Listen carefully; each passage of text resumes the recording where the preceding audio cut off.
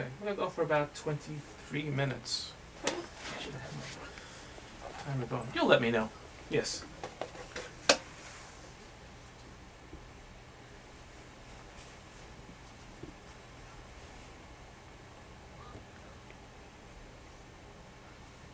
Hello, this is Dr. Fritz Gillette, and I am doing a special broadcast here. This is episode number 28 of the Dr. Fritz Radio Show.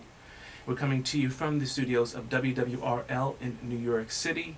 We're also streaming to you on WWRL1600.com. Now, with me in the studio today are students of an organization that goes and teaches students about how to make documentary films. So we're going to be hearing about their program and what they do. All right, so we have members here of the Educational Video Center. And again, we'll be talking about what they do. And to my left here, let me introduce the people in the studio. We have Christine Mendoza, who is the co-director of the Youth Documentary Workshop. So say hello, Christine. Hello, Doctor. Hello, everyone. Hello, nice to see you here. And we have Abdullah, who's one of the students here. You can say hello into the mic there as well. Hello, my name is Abdullah. Thank you. And we have Joy. Hello, Joy. Hello everyone, my name is Joy. All right. And Ty. Hi. All right. Hi, Ty. So let's get comfortable here and let's talk about what you guys do. I mean, I've heard about your program before. I kind of wish this kind of program existed when I was a student. But I'm glad it exists now. And so just tell us a little bit about the center. We could start with you, Christine. Sure. So the Educational Video Center has been around since the mid-'80s. We're one of the first youth media organizations in New York City. I actually had the fortunate opportunity of being a student in the Educational Video Center many years ago. I won't date myself, but what we do is we really teach multiple literacies and documentary skills to young people to really help prepare them for life in high school and life after high school. So they're researching important issues that are of immediate relevance in their life right now. They're learning how to use the web in a way that will be effective in their learning skills in college life. They're making important professional connections that they can use when they get into the professional world. So the Educational Video Center really works to develop young people, but also work with teachers around New York City to help them incorporate media into their traditional classes, such as math, science, social studies. Now, how do you initially find these students? How do you initially get them into the program? Well, there are many high schools in New York City that offer internships. Some of the high schools in New York that have a steady internship program are the international. There's a series of international schools throughout New York City in every borough. And there's also what we call transfer schools, which are second chance schools. You can't immediately enroll in the school straight from junior high school. You have to transfer out from another school for whatever reason. Whether the students weren't engaged in the educational environment, it was too traditional for them, or they just needed an alternative way of learning, which a lot of us do. Education doesn't work for everyone the same way. So within that, we make connections with the school staff, and we go and we give presentations for the students. And any students who are interested, we start the professional experience early on. So they come in for an interview, they have their resume in their hand, they have suits on, ties on. So once the students are accepted into the program, they are then involved in a 15-week intensive documentary course where it's credit bearing. So they're actually getting credit for high school for this. Okay, so if I'm a student in one of the high schools where this is offered, how do I find out? Is it posters up? Is it being recommended through teachers? Is it all of the above? Yes, that's a good question. You speak to your counselor, you speak to your college advisor, you speak to any teacher, or you can just contact us on your own. We have a website, www.evc.org. All of the information about our program and the various programs that we offer are on there, along with our contact information. evc.org. Exactly, evc.org. Okay. And how many students are in a particular class? I mean, and actually, what is the cycle like? How many classes do you have per year? We have 2 semesters and 2 Class E semesters for our in-house program. So right now we are working with 12 high school students from all around New York City. There's another class that also has 12, 13. So there's 25 in our in-house, but we work with hundreds of students all around New York City. We also work with the Summer Youth Employment Program during the summer, where young people can come in and get paid to learn and make a documentary that's actually screened for a real audience. Okay, so let me start talking to the students that are here. How long have you been in, I'll start with you, Abdul, how long have you been in the program and how are you finding it? Actually, I've been in the program like almost 3 months ago. Mm-hmm. Like I find the program because my advisor in school speak to me about the program. Because I didn't know the program really, and after that I said interview with Christine. And after that I come. You came with the suit and tie. Yeah, I and come with resume. everything. And after that we do the interview, and she showed me some video when the people met from last year. And after that I really like the program. I say I will do it. Okay, let's enjoy. Yeah. At first time, like I'm kind of worried about this internship because I don't know I don't know how to take a video, Mhm. and I also afraid of cameras. Therefore, I very consider about this internship. But like my teachers, very encourage me, and when I interview, bring my resume and wear suits, and I did an interview, and I also watched the videos that Miss Christie showed us, and Mhm. I think that video kind of like very relate with the society. Therefore, I kind of like very interested in this project. I don't want to worry anything. Therefore, like I think this is a kind of very good chance. Mhm. Therefore, yeah. And it seems like you've been having a good time with it.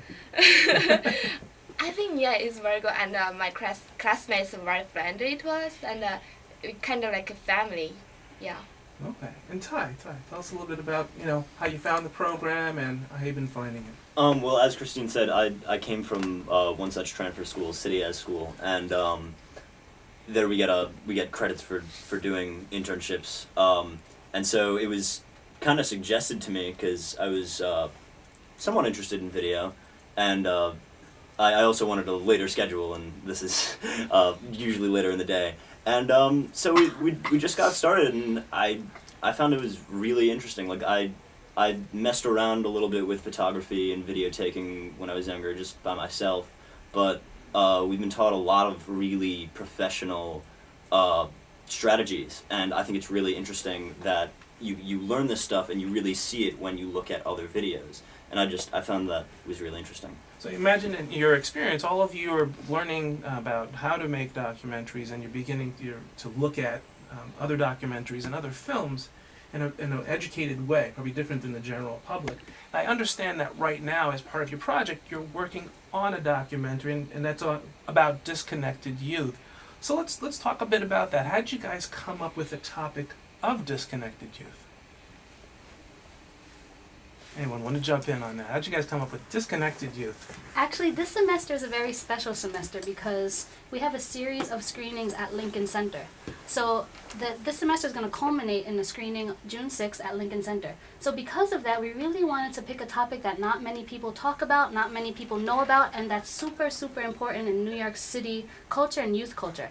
And that is disconnected youth. Many people, hardly anyone actually has ever heard of this term. I never heard of it, the students never heard of it. And what this is disconnected youth, young people between the ages of 16 and 25 who are out of work and out of school. And actually New York City has the highest percentage of any state in the United States. So the disconnected youth, people that are not in a system, not in a job, not in an educational, situation. So it's not like the college student that's off on break. It's actually someone that is not enrolled at all in school. Exactly. Not working in any kind of job, and if we were to kind of find them, a certain amount of time in the future, they're pretty much in the same place. They're not moving their lives forward. Okay. Exactly. All right. So tell us a bit about what you've been learning on this project. I know that actually if you're doing a documentary on disconnected youth, you most likely are interviewing disconnected youth. Yeah. Like last week we interviewed Caroline, this girl. She is about 25 years old, and she graduated from. Actually, she didn't graduate because our region Mount Hill High School kind of not safe to her. She kind of feel safety, therefore she dropped out of high school, and then she got pregnant, and but her boyfriend left her. And then she went to Florida with her boyfriend's mother and get GED. She had a very hard time, and when we interviewed her, she said she felt very depressed because she cannot find jobs, and she want to have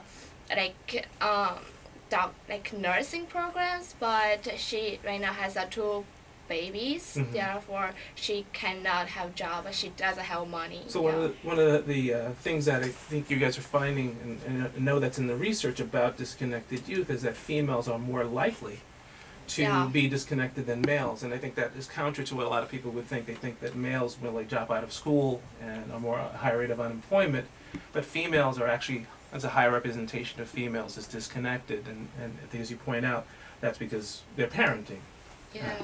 So, Ty, what is something else that you've learned about, disconnected youth in this project? Well, we actually, as you were saying, there is a higher rate of disconnected youth with females than with males, and we went and interviewed yesterday Lazar Trichan, who is the director of youth policy at the Community Service Society, and what he was saying is basically the big reason that is teen pregnancy, and that girls don't, when they're getting pregnant in high school, do not want to stay in school or get a job and also have to work on that, which is perfectly reasonable. But what he also said was that although there's a higher rate of disconnected youth with females, it's much more psychologically damaging for males because there's that that psychology of the bread maker. They have to go out and get the money, support for themselves, and so although it's more common among females, it's more damaging to males. Mm-hmm. So the longer somebody is not connected, the longer someone's not in school, they're falling behind their same age peers. Other people are advancing, they're getting their degrees, they're getting jobs, they're making money, they're starting families, and meanwhile somebody who's disconnected is pretty much staying right where they are. Dooley, let's see here. What is something that society can do to prevent this from happening? Like they need more education system, and also like they can provide. Society need to provide to become disconnected like system. Go ahead.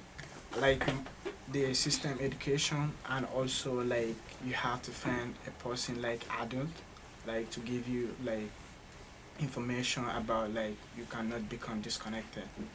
Mentorship. Mm-hmm. Yeah, like mentorship, and also like other people. Mm-hmm.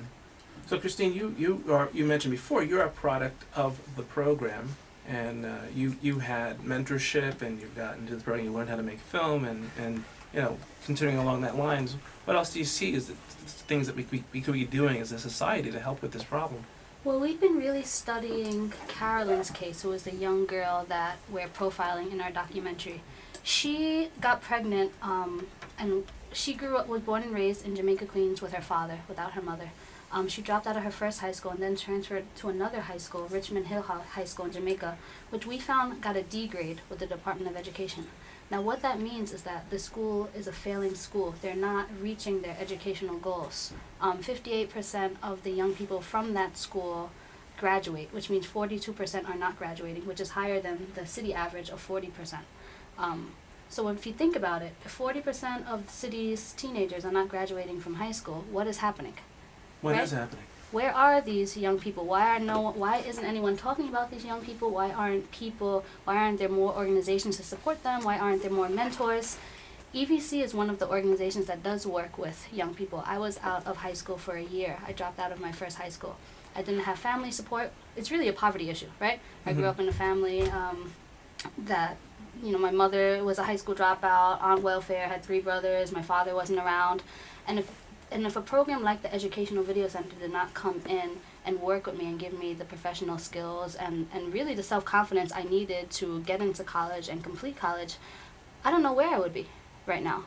And I feel like people like Carolyn and people like these guys really need guidance. When you're a young people, we actually found in our research that until the age of 26, you cannot sustain yourself. You do not know or don't have the capacity to live on your own in a productive way to give yourself everything you need. You need support up until the age of 26 psychologically. I don't know if you can speak more about that or know about absolutely. that. I often tell parents in parenting workshops that we are not raising children, we are raising adults.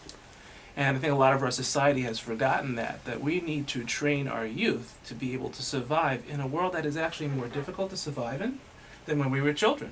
You know, I've worked with many people who they were able to find jobs and support themselves, get in their own apartment at the age of 16, 17, 18 years old in the early 70s.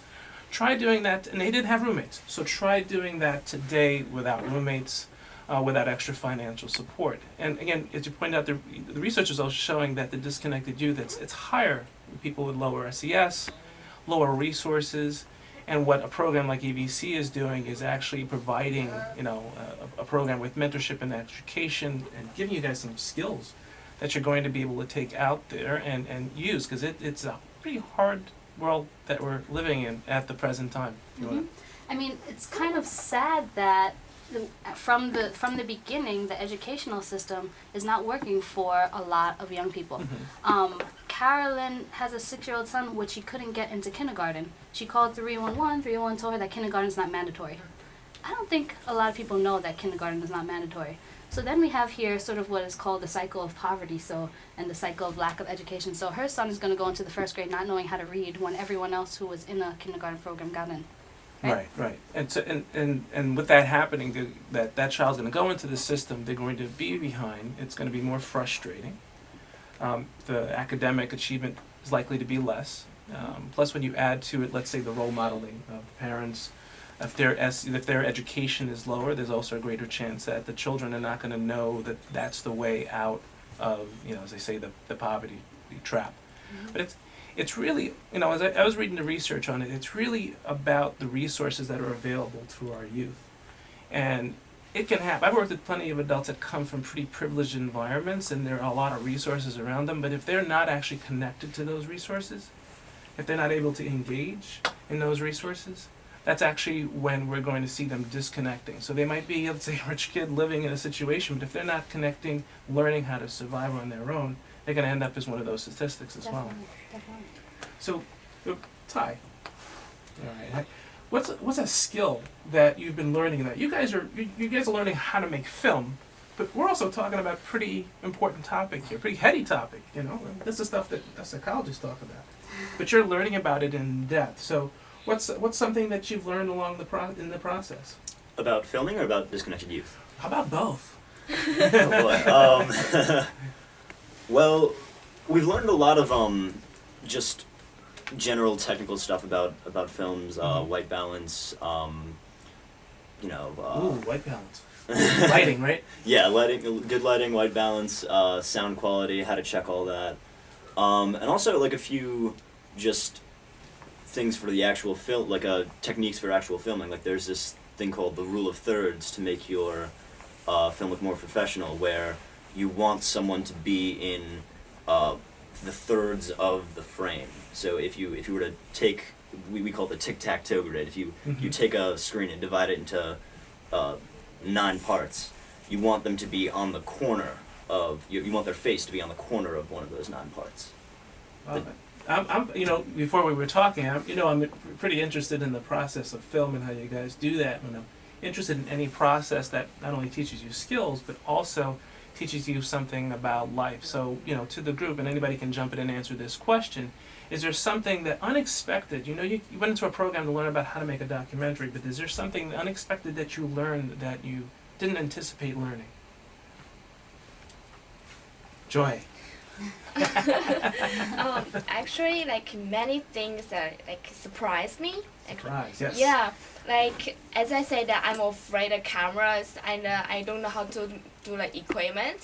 But the most impressive thing is like this disconnect youth.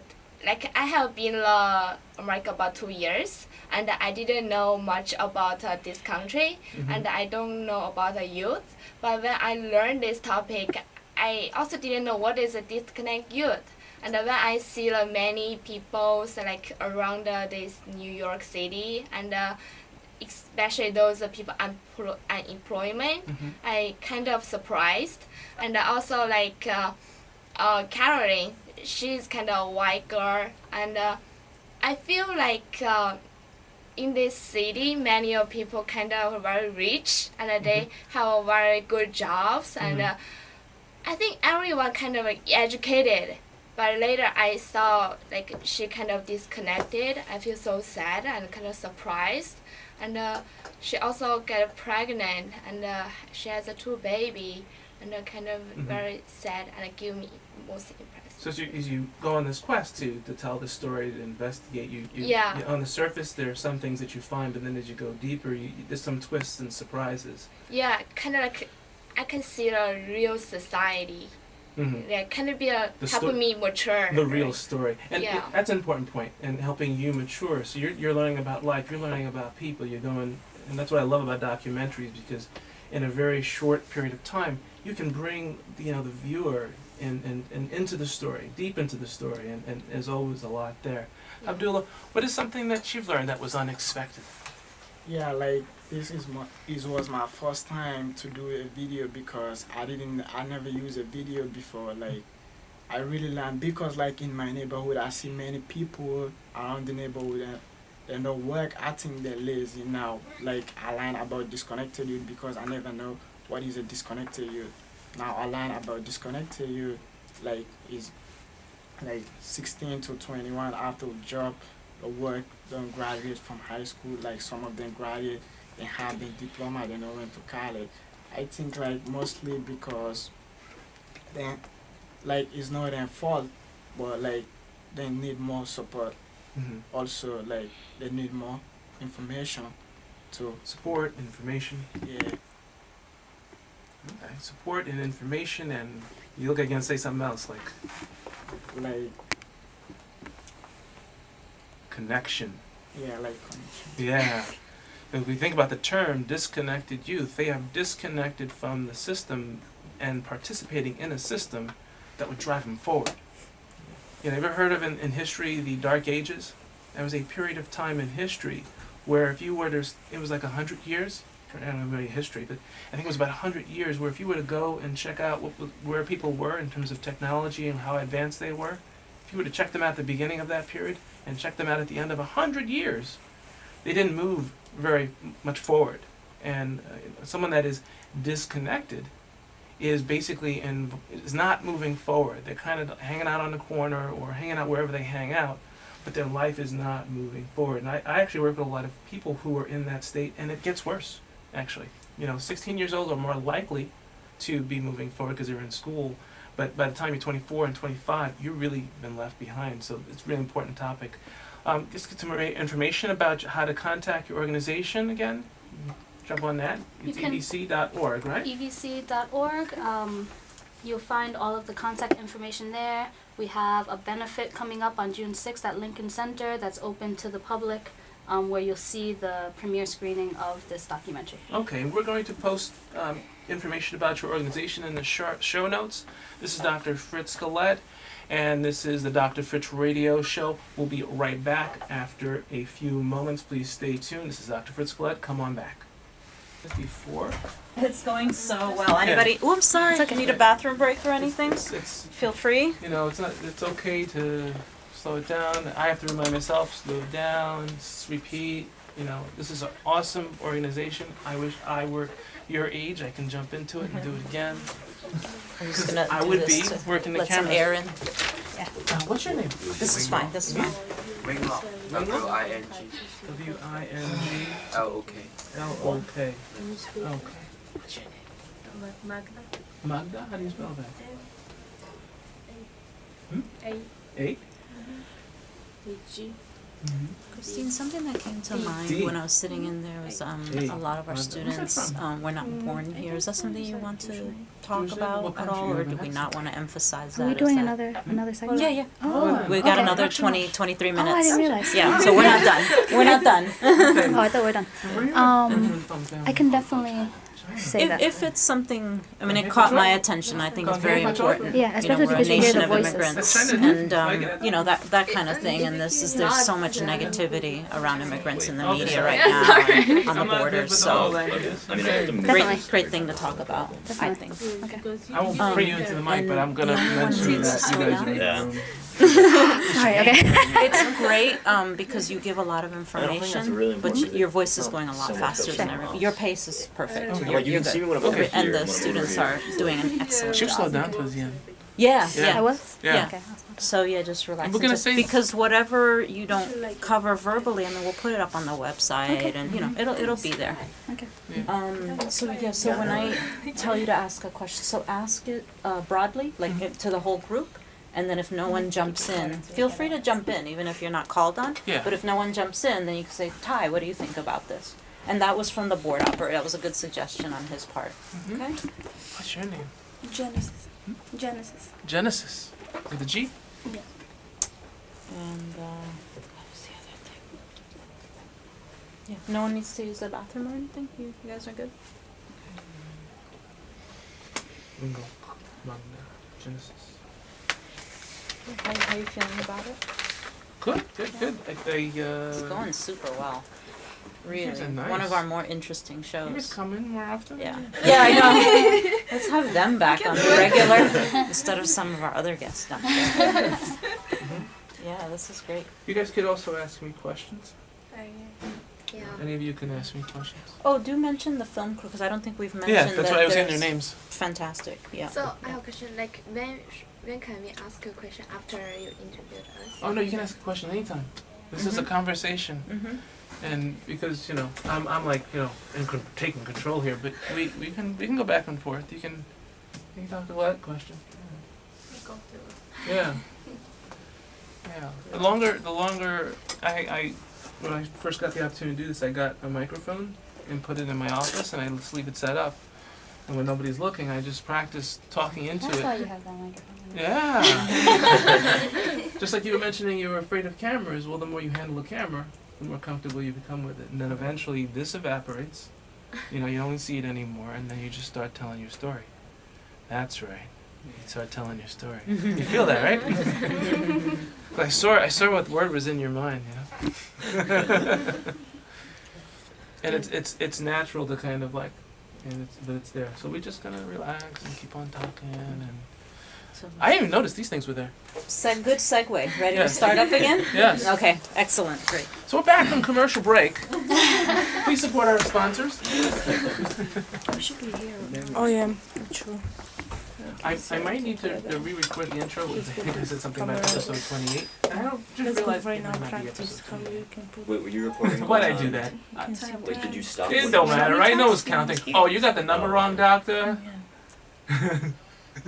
29. This is episode 153. Stay tuned. Get ready. Oh.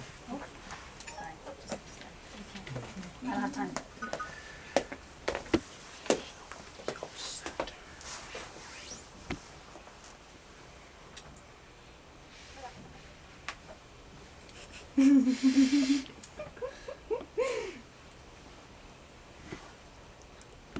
Welcome back, welcome back. This is Dr. Fritz Collette. This is the Dr. Fritz Radio Show. Thank you for coming back and joining us in a very lively and interesting conversation.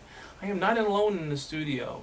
I'm not alone in the studio today. I've got students from an awesome organization called the Educational Video Center, evc.org.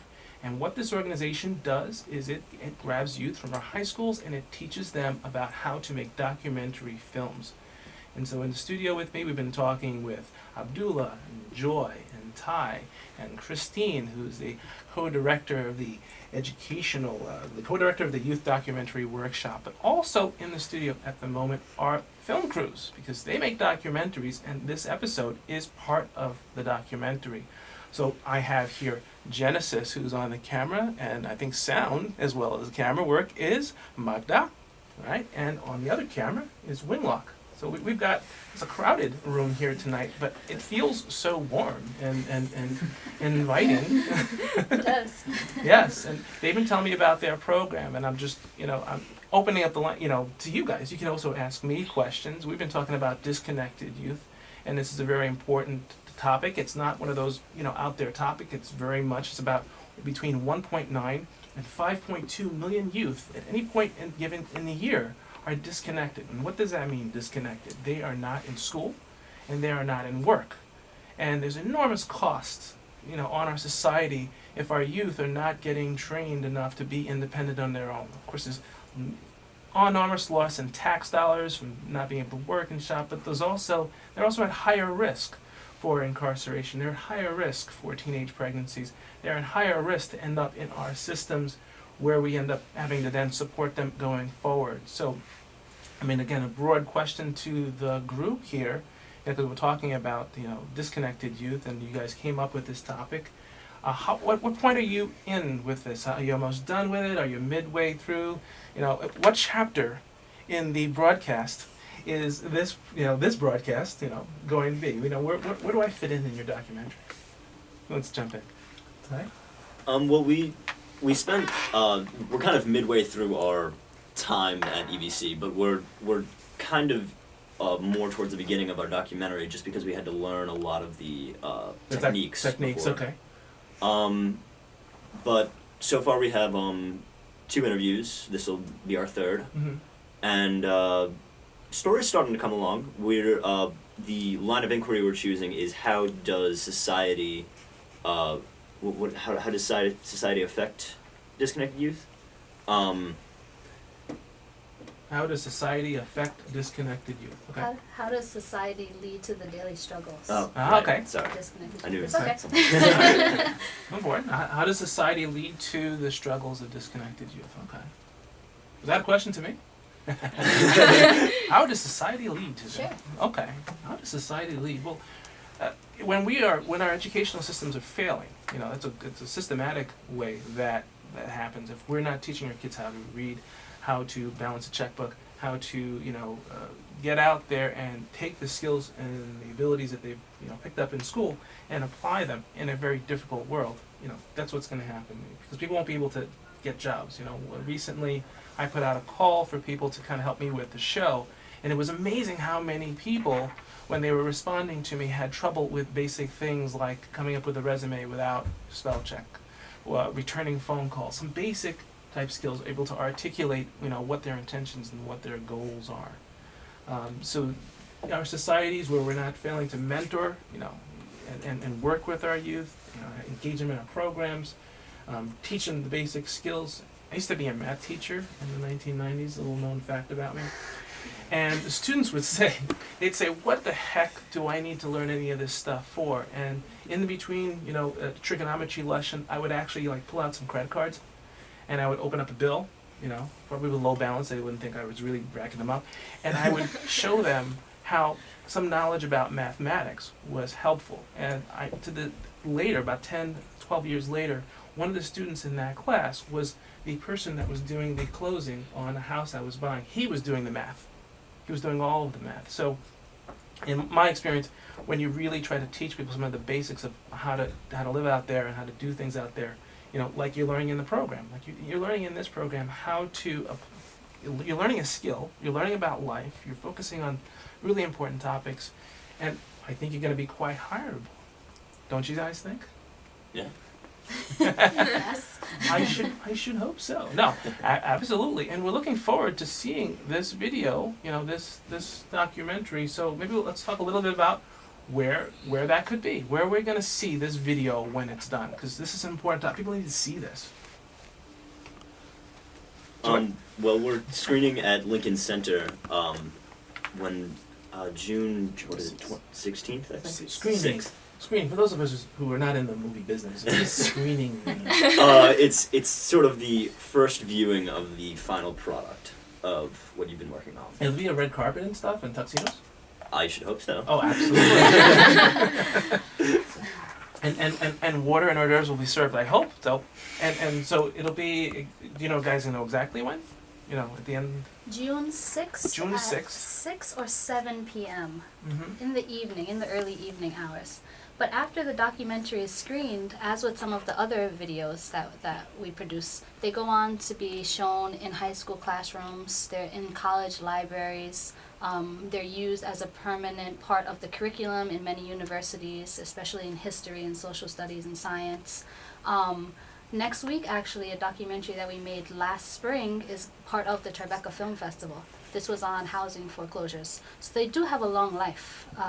We're part of a retrospective screening right now at Lincoln Center. So a documentary that the students made 25 years ago is still being shown, has gotten 3 million hits on YouTube. Wow. So they do have a long lifespan.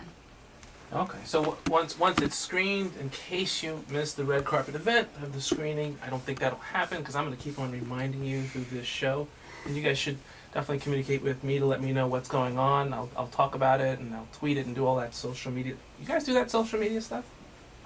No? You do any of that? No? Not yet. Facebook.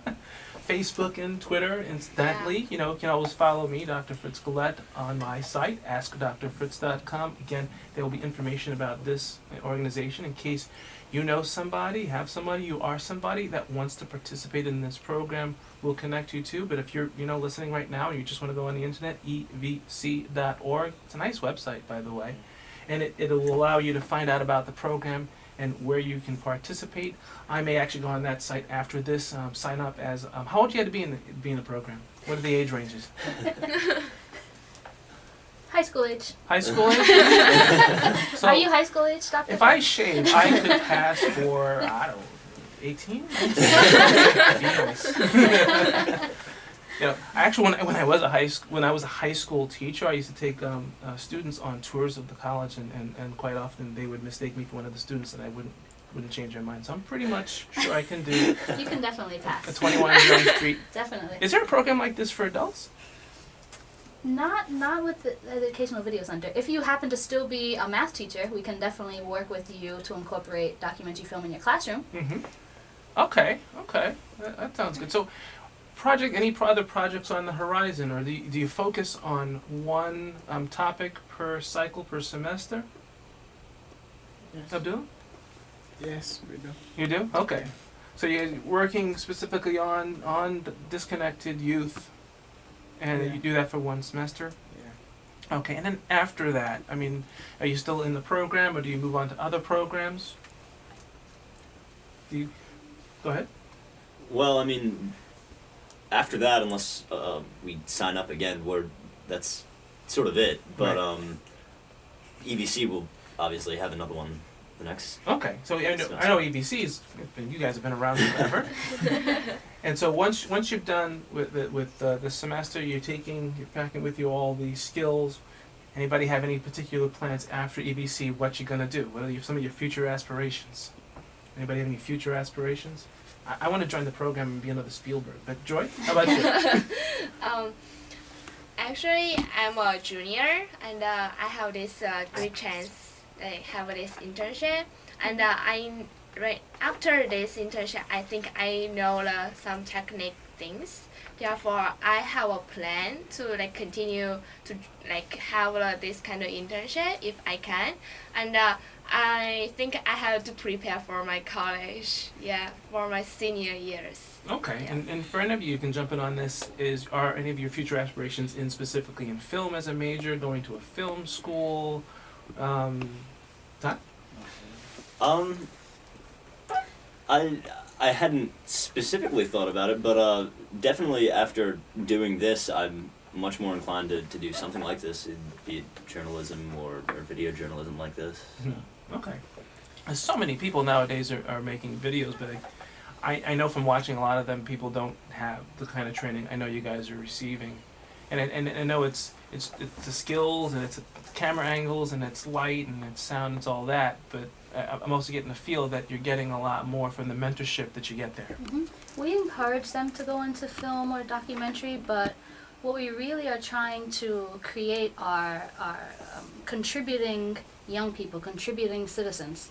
About 50 to 60% of the students who come into EVC are from other countries. So they're coming in and they have to be competing with people who have grown up in New York City, who have skills that they've been working on since kindergarten. So for example, Joy and Abdullah, they're coming in, they are now at an advantage from other young people their age. So they're getting to know the culture of New York, and they can use the skills that they get here to really work to better their communities, whether that's the immigrant community of the country they come from, whether that's the educational system, whether that's through social work, all of these different areas are really tied into what we do at EBC.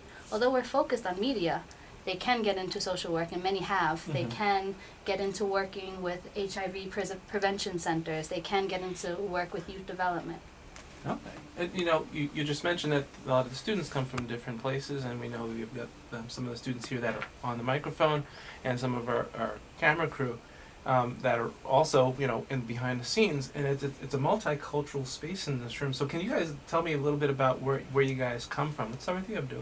Where's your family, or where do you come from originally? Like, I'm from Africa, West Africa, in Guinea. Mm-hmm. Yeah. Okay. And when did you come to the United States? In June 24, 2010. Okay. So you've just been here almost 2 years, we'll see. Yeah, almost 2 years. Okay. And Joy, what's your background? I'm from Asia, China, Mm-hmm. and I have been here about 3 years. I have been here about April 17, 2009. Okay. Yeah. Look at that. So you come to the country and you're learning about film, and now you're in WWRL, Frank. It's my pleasure. And mine as well. I'm being schooled here. I appreciate you guys being here. And Ty, where are you from? I'm not quite so interesting. I'm from the Bronx. Oh, come on. Are you kidding? The Bronx? Yeah, I'm from a little island, City Island in the Bronx. Mhm. Beautiful born and island. raised. City Island is far enough away and so unvisited by the rest of us New Yorkers that you could consider yourself coming from another place. yeah. I like to joke that it's practically in another state. Yeah. I mean, I live in Staten Island, and people think you need a passport to get there. You don't? No, and the ferry is free. But also behind the scenes here, I have, on the camera, I have Magda, and you can't say it on the microphone, but you told me during the break that you're from Poland, right? Okay, and I think I got my Polish right. I said jak się masz, and that was good, right? What did I say, though? Did I say hi? No, I said something else. Okay, we'll find out off camera. We have Genesis behind the camera. Genesis, where are you coming from? From Dominican Republic. From the Dominican Republic. Yes. Okay, representing in the house here. And then you have Winglock on the other camera. Where are you from originally? I'm from Hong Kong, China. From Hong Kong, China. Wow. This is the most multicultural episode of the Dr. Fish show that we've had yet. Do you guys want to ask me any questions? You want to? Yes. Well, Where are you from, Dr. Fritz? thank you for asking. Well, you gotta follow me around. I was born and raised in Brooklyn, educated in the Bronx, and then found a little patch of land in Staten Island where I have a house. But I have an office in Times Square where I work as a psychologist, and once a week I get to come to a totally different world, WWRL, and do this radio show. So. And my ethnic background, my family and tradition is Haiti. She comes from Haiti. So, we really, anybody here, we're like 5 generations United States? No, all of us are immigrants at some point from somewhere. And it's an awesome, this is also an example of how we are now a melting pot even in this room. And it's going to be an interesting thing for you guys to do this story, this documentary, because I think what's going to get infused into the story that you're telling is your experiences through your eyes.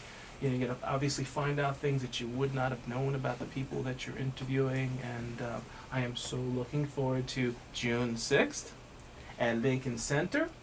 All right, so let's get back to the topic at hand, which is what you guys do. You're doing a documentary on disconnected youth, and again, any more questions for me, or? Like, how does not being in school affect someone's self-esteem? Oh, it's as you would guess, not good. If we're not in school, we're not learning, and as I mentioned before, you're gonna fall behind. And some people I work with, they have been out of school they're like 22, 23 years old. They've been out of school for a bunch of years, and some of their friends are graduating from college or getting jobs or starting families. They're beginning to raise children, and some of the disconnected youth may end up being parents. But as we pointed out before, once you have children, it's not so easy to just go back and go and get an education, because now you have someone to take care about, someone to feed. And so the self-esteem, when you measure yourself up against people who are the same age or others, you start to feel more disempowered, and you're more vulnerable to drug use. You're more vulnerable to being reliant upon other systems in order to, you know, to survive. So it's a big blow, and so it's critical that we get, you know, the message to the disconnected youth. It's critical that we get the education and the information. You know, if your film can do that, if we can get that out there, whether it's YouTube, whether it's what they see at Lincoln Center, or wherever we can get the message out, because a lot of people don't know about the services that are offered. And if you knew about, you guys were lucky enough to find out about this program, but I'm sure there's a lot of students, you know, kids that are, you know, maybe in your neighborhoods that don't know about it, and they'll get lost. And we wouldn't want that to happen. Any other questions for me? Did I answer your question? Self-esteem. So we want to build self-esteem because people's self-esteem is built by success. The more success we have, the greater our self-esteem. And again, you're making a product here that you can be proud of. It's going to exist forever. You're going to be able to say, I did that. I was part of that. I worked the sound. I worked the camera. I was on that radio show. I was part of the conceptualization. I mean, it's awesome. So this is a real nice cure to, you know, part of the problem here. But what would you say if there are probably some people that high school is not good for, that maybe being in school is not good for their self-esteem? What would you say for those people? I wonder exactly how is it that high school is not good for their self-esteem? Is it because there's things happening in the school? Are they getting picked on? Are they failing? You know. Well, let's just say, for argument's sake, that Yeah. it's not really their fault. Their education system is not right for them. They don't feel comfortable there, or the work is too hard, something like that. Where they're simply just not going to succeed in high school. What would you say is advice that you can give them? I've come across many people who are not going to learn in a traditional. You know, think about what a high school is, or our education, especially in this country, is. It's this huge system where we're expecting everybody to learn the same way. How's that going to work? We're expecting everybody. We have a curriculum. I was a teacher, you know, and I would have 20, 25 students in the room, and I would have to probably teach differently to 19 different styles. You know, so there were some students I would have to talk to and work with a certain way, and I would other students I'd have to, you know, modify the way that I was delivering the curriculum.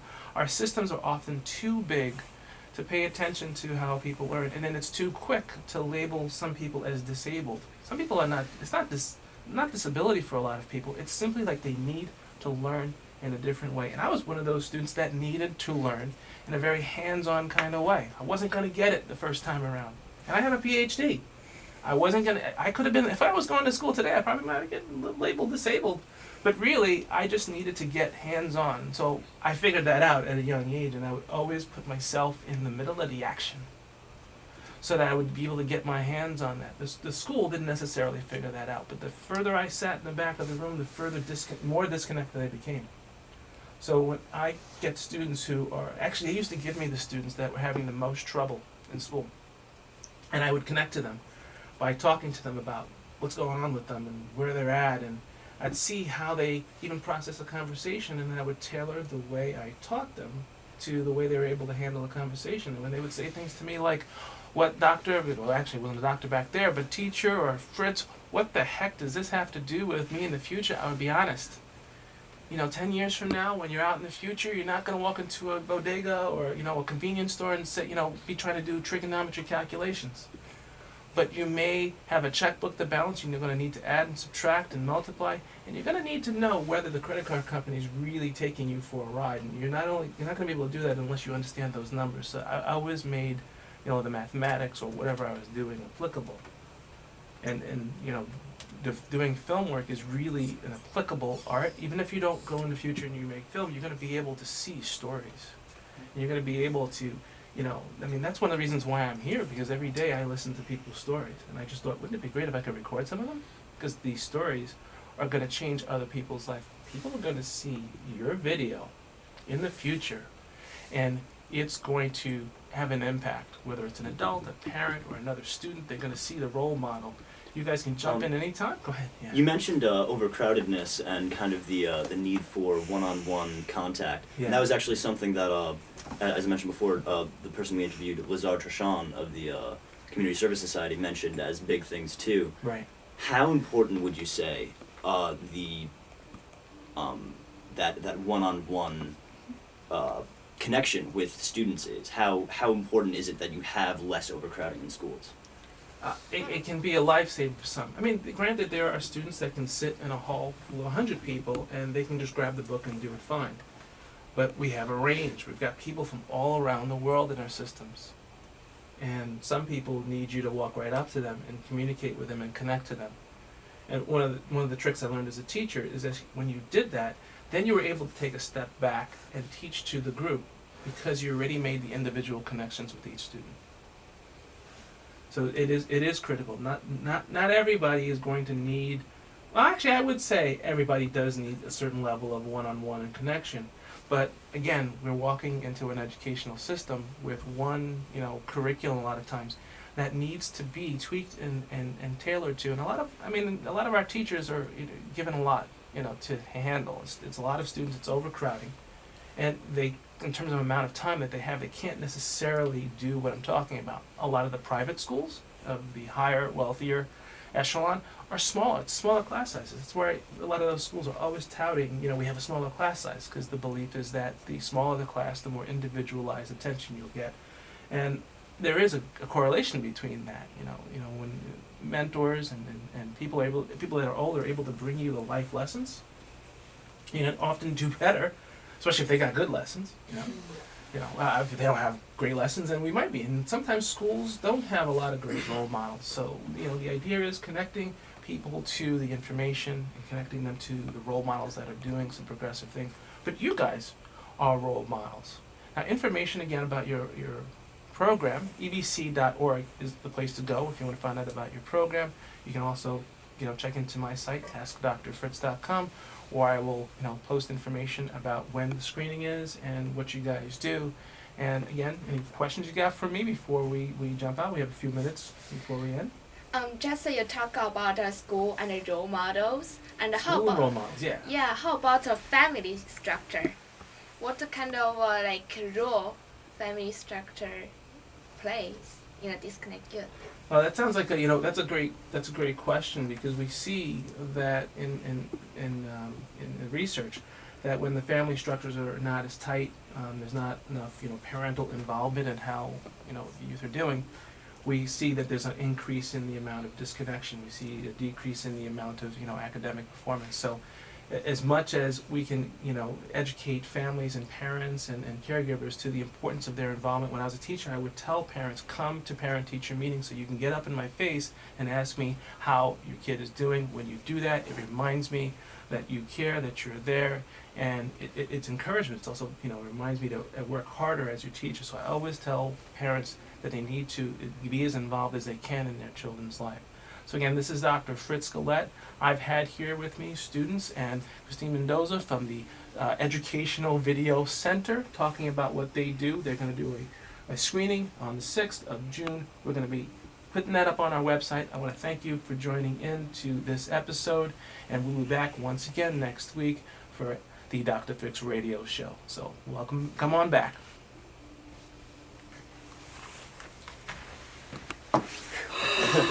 I love it when you groom me, man.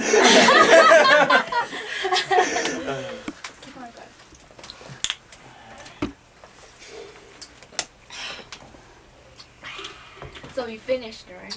I can do another one tonight. It's unbelievable. And my guest may not challenge me. I need to call him up and tell him to. Who's on tonight? A famous jazz musician who's come back from a brain aneurysm. So he's famous. He's produced many of albums. He's worked with everybody from 1968 to 1980 when he has a brain aneurysm, which is a bleed in the brain. And his name is Pat Martino. And so he comes out of a coma, and he has no idea who he is. His parents are right by the bed. He has no idea who they are. And he's a famous guitarist, and he has no idea how to play the guitar. Hasn't played the guitar, can't do anything. And so he's written a book about his comeback from that. I'm not sure how much he remembers about the life before, but it took him about 7 years to get to a point where he could play and be on stage and record his next album. So, if you're awake Did his tonight, memory start to come back at all? what's that? Did his memory start to come back at all? That's a good question. I'm gonna ask him that tonight, but